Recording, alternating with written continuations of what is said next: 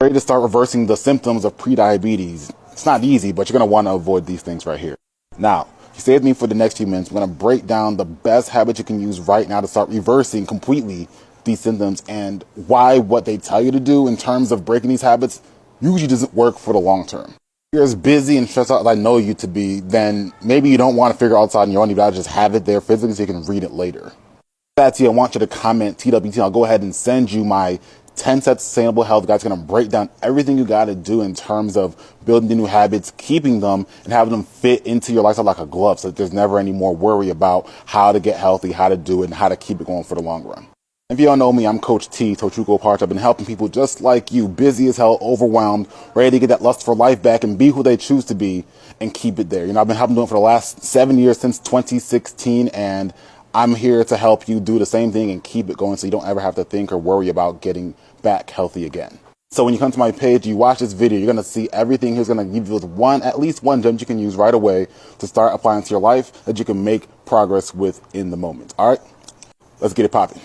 In my years of coaching, I've noticed that a lot of people who come to me with prediabetes usually have tried anything of semaglutide or Ozempic. They tried going straight on keto. They tried doing only the carnivore diet. That sounds familiar. Just go ahead and give me a like. Let me know that that's you. Tell me in the comments. It's all good and done. You know, it works for some people, but does it really work? At best, it's a way of life that you can keep up, but very restricted. At worst, it's a band-aid to the real issue. But you always want to be in a position where you have to be healthy by eating X, Y, Z food. That's it. You can't really enjoy life. You can't really spend time with your family. You can't really do things you want to do because this is supposed to be what helps fix it when reality gives you more problems than benefits. What you really want to do is this. You want to solve the vitamin deficiency and the metabolic inflexibility. I'll tell you what that means, all these big mumbo jumbo words. Basically, it just means that your insulin is all the way high. You know, your resistance is through the roof. Your body's not responding well to the way that you produce insulin. You produce too much of it. Your body uses carbs primarily for energy and it stays in your bloodstream rather than the glucose being shuttled to the other parts of the body where it is required, the other cells. It is not good because the more it stays there, the more that problem lingers. The greater chance you have actually going from pre-diabetes to diabetes and the plethora of problems that comes from that and the tests that you have to buy all the time and just the lack of quality of life because of that one diagnosis. So what you're going to do is this. This is all going to be in that 10-step guide. So if you need that, just comment TWT, I got you right now. Step 1, you need to get the protein in, right? Protein is going to be so beneficial because 1, there's no sugar in it, so it's not going to spike your insulin so high. It's not going to put any sugar in your bloodstream. On top of that, when you're taking in healthy sources of protein, it's going to decrease the inflammation within your body. It's going to help regulate the inflammation. It's going to help regulate the leptin and the ghrelin. Those are the satiety and the hunger hormones that might be out of whack because of the situation here.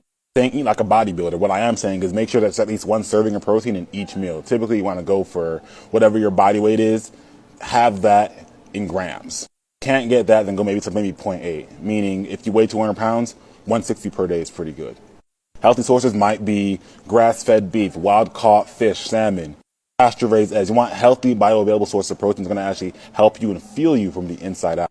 Second up is sleep. And if you're notorious for the sleep and not getting sleep, go ahead and like this because I know for a fact if you're working hard and you're ambitious, you got these big dreams, it's going to be tough to get some sleep. And I get it. I've been there before too.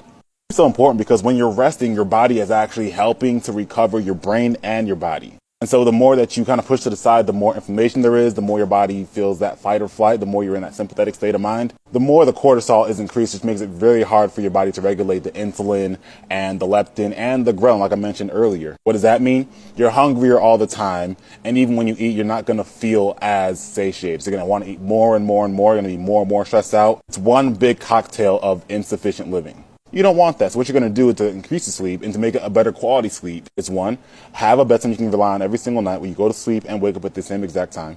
2, get some chamomile tea and maybe add some glycine powder into that. It's going to help you relax yourself, relax the muscles, and be in a place mentally where you're anxiety free.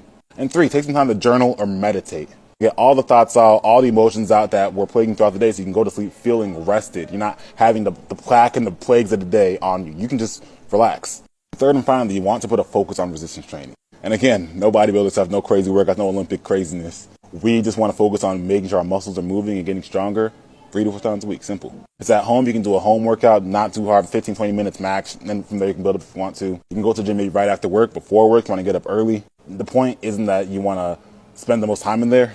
It's more so that every time you go into the gym, you want to make sure you're challenging yourself a little bit. And the more and more you do that and you get stronger each and every week, progressive overload, it makes it a lot easier for your body to understand and induce that new insulin sensitivity that we're going for. We need to make it easier on your body to push the carbs where they're needed. So if you're working out a lot and your body realizes there's a need for that glucose and you're kind of inducing it, now the carbs go to the muscles.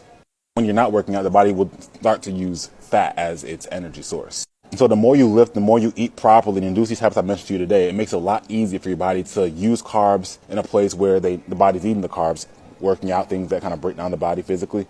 And you can use fat as a fuel source whenever you're in a position that you're not actually in need of the carbs. You can use different energy for different purposes.